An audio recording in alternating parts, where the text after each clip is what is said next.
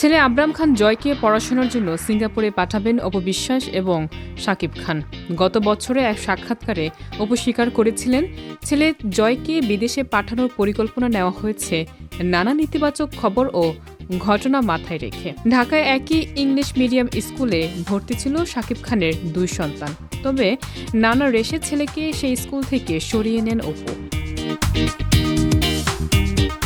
খুব শিগগিরই অপু বিশ্বাস ছেলে জয়কে নিয়ে সিঙ্গাপুরে উড়াল দেবেন, তবে সঙ্গে থাকতে পারেন বাবা মা দুজনই। সম্প্রতি এক সাক্ষাৎকারে অপু নিজেই জানিয়েছেন, জয় সিঙ্গাপুরে একটি স্কুলে ভর্তি হবে, সে সেখানেই পড়াশোনা করবে, আমরা কিছুদিন ওই দেশেই থাকব। তিনি আরও বলেন, এই সিদ্ধান্ত নেওয়া হয়েছে ছেলে জয় ও তার বাবার সঙ্গে আলোচনা করে, তবে বিষয়টি সাধারণভাবে প্রকাশ না করার কথাও জানান। প্রসঙ্গত, গত এপ্রিল মাসে অপু বিশ্বাস ছেলে জয়কে নিয়ে সিঙ্গাপুরে ঘুরে বেরিয়েছেন।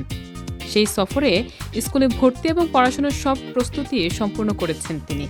ভক্তদের কাছে খবর আনন্দের হলেও এটা অপু ও শাকিবের যৌথ পরিকল্পনা একটি ব্যক্তিগত পদক্ষেপ হিসেবে ধরা হচ্ছে।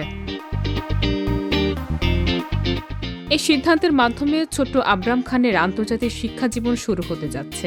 অপু ও শাকিব দুজনই সমন্বিত পরিকল্পনা এবং সন্তানের ভবিষ্যতের প্রতি মনোযোগ এই পদক্ষেপকে আরও বিশেষ করেছে।